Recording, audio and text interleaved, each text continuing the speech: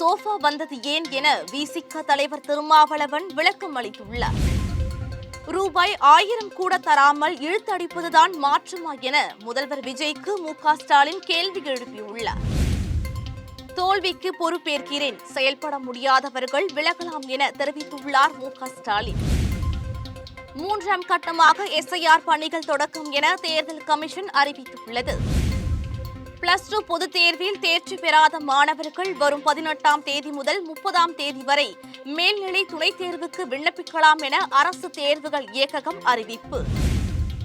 கேரள மாநிலத்தின் புதிய முதல்வராக வி.டி. சதீசனை காங்கிரஸ் மேலிடம் தேர்வு செய்துள்ளது. கன்னியாகுமரி பகவதி அம்மன் கோவிலில் வைகாசி விசாக திருவிழா 21ஆம் தேதி கொடியேற்றத்துடன் தொடங்குகிறது. தமிழக அரசு ஊழியர்கள், ஆசிரியர்களுக்கு அகவிலைப்படை உயர்த்தி தமிழக முதல்வர் விஜய் உத்தரவு பிறப்பித்துள்ளார். திமுகவின் அமைப்பு முறையில் மிகப்பெரிய மாற்றத்தை செய்ய உள்ளேன் என அக்கட்சியின் தலைவர் மு.க. ஸ்டாலின் தெரிவித்துள்ளார். அதிமுக அலுவலகம் எங்கள் கோவில், எங்களால் அதற்கு எந்த பாதிப்பும் ஏற்படாது என அதிமுக எம்எல்ஏ சி.வி. சண்முகம் தெரிவித்துள்ளார். முதல்வர் பதவிக்காகவே தாவேகாவுக்கு ஆதரவு தெரிவிக்க நான் தாமதம் செய்ததாக பலரும் அவதூறு பரப்புகிறார்கள். முதல்வர் பதவிக்காக நான் காத்திருக்கவில்லை.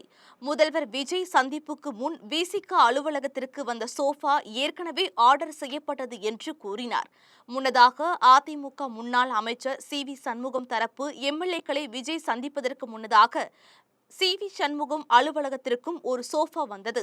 ஆதரவு தெரிவிக்கும் கட்சிகளுக்கு தாவேகா சார்பில் ஒரு சோஃபா அனுப்பப்படுவதாக எதிர்க்கட்சித் தலைவர் உதயநிதி ஸ்டாலின் நேற்று சட்டப்பேரவையில் குற்றச்சாட்டு முன்வைத்திருந்தது குறிப்பிடத்தக்கது. மகளிர் உரிமை தொகை குறித்து முதல்வர் விஜய்க்கு திமுக தலைவர் மு.க. ஸ்டாலின் தனது எக்ஸ் பக்கத்தில் எழுப்பியுள்ள கேள்வியில், மாண்புமிகு முதலமைச்சர் அவர்களே, மே மாதத்திற்கான கலைஞர் மகளிர் உரிமை தொகையை 15ஆம் தேதி வரவு வைக்கவும், ஏற்கனவே உள்ள திட்டத்தை தொடர இப்ப எதுக்கு அவகாசம், என்ன மறுசீரமைப்பு பண்ண போறீங்க, திராவிட மாடல் அரசின் மக்கள் நலத்திட்டங்கள் தொடரும்னு நேத்துதான் சட்டப்பேரவையிலே சொன்னீங்க. மாசம் 2500 ரூபாய்னு சொல்லிட்டு 1000 ரூபாய் கூட தராம இழுத்து அடிக்கிறது தான் உங்க மாற்றமா என கேள்வி எழுப்பியுள்ளார். தமிழ்நாடு சட்டப்பேரவை தேர்தலில் திமுக கூட்டணி 73 தொகுதிகளில் மட்டுமே வென்று தாவேகாவிடம் ஆட்சியை இழந்தது.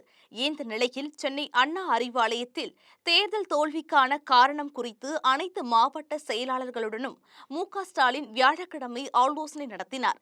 இந்த கூட்டத்தில் பேசிய மு.க. ஸ்டாலின் அவர்கள் திமுக தலைவர் என்ற முறையில் தோல்விக்கு பொறுப்பேற்றுக் கொள்வதாக தெரிவித்தார். மேலும் எங்க கோளாறு நடந்துச்சு, எங்க மெத்தனம் ஏற்பட்டுச்சு என்பதுதான் முக்கியம். இதை ஆய்வு செய்ய வேண்டும்.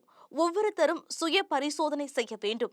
ஒருவேளை யாராவது என்னால் செயல்பட முடியாது என்று நினைத்தால் மனப்பூர்வமாக முன்வந்து விலகிக் கொள்ளலாம் என கூறியுள்ளார்.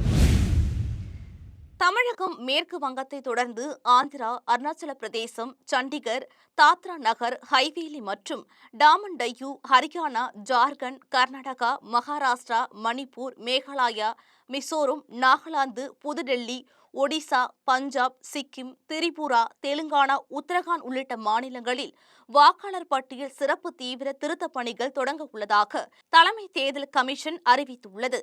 எஸ்ஐஆர் 3ஆம் கட்ட பணிகள் போது அரசியல் கட்சிகளின் 3.42 லட்சம் ஓட்டு சாவடி நிலை முகவர் உதவியுடன் 3.94 லட்சத்திற்கும் மேற்பட்ட ஓட்டுச்சாவடி நிலை அலுவலர்கள் 36.73 கோடி வாக்காளர்களை வீடு வீடாக சென்று சந்திக்க உள்ளனர். இந்த பணிகள் மே 30ஆம் தேதி முதல் அக்டோபர் 14ஆம் தேதி வரை நடைபெறுகிறது. 11ஆம் வகுப்பு மற்றும் 12ஆம் வகுப்பு பொதுத் தேர்வில் தேர்ச்சி பெறாத மாணவர்கள் வரும் மே 18ஆம் தேதி முதல் 30ஆம் தேதி வரை ஜூன், ஜூலை 2026 மேல்நிலை துணைத் தேர்வுக்கு விண்ணப்பிக்கலாம் என்று அரசு தேர்வுகள் இயக்ககம் அறிவித்துள்ளது. மாணவர்கள் தங்கள் பயின்ற பள்ளி வாயிலாகவும், தனி தேர்வர்கள் மாவட்ட வாரியான சேவை மையங்கள் மூலமாகவும் விண்ணப்பிக்கலாம்.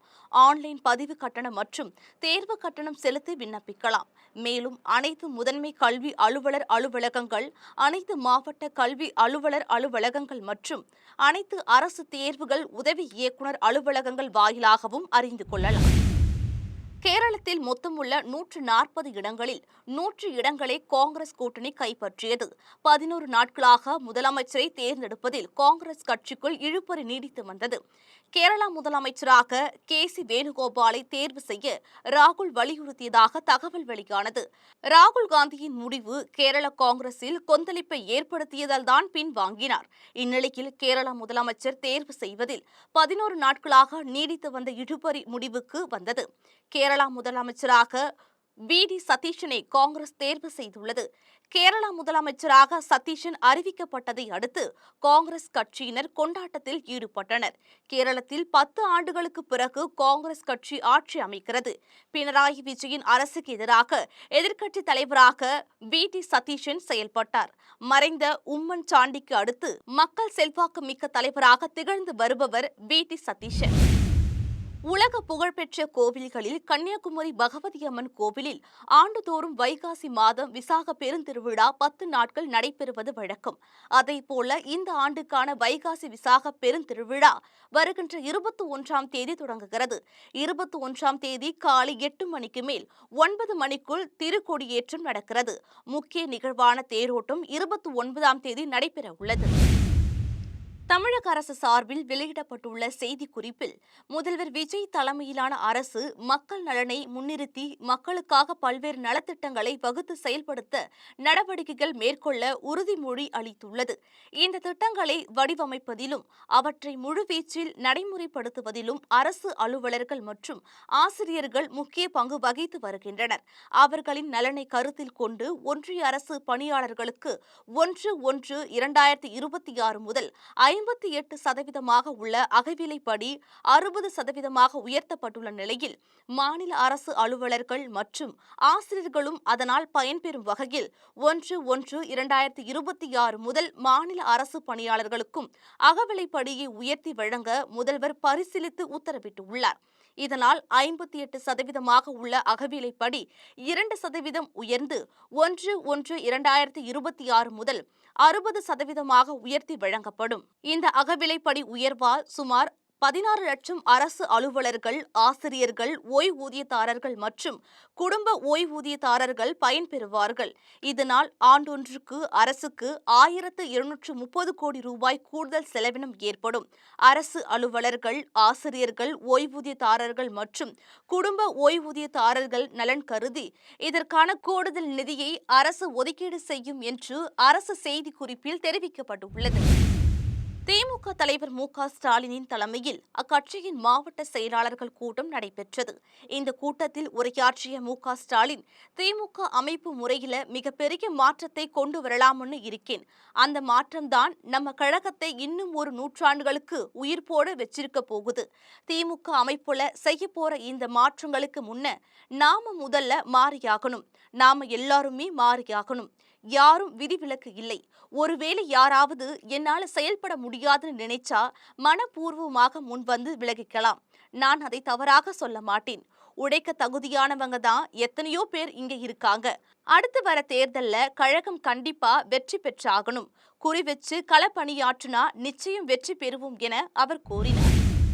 அதிமுகவில் உட்கட்சி பூசல் நிலவி வரும் நிலையில் அக்கட்சி அலுவலகத்திற்கு பலத்த போலீஸ் பாதுகாப்பு போடப்பட்டுள்ளது.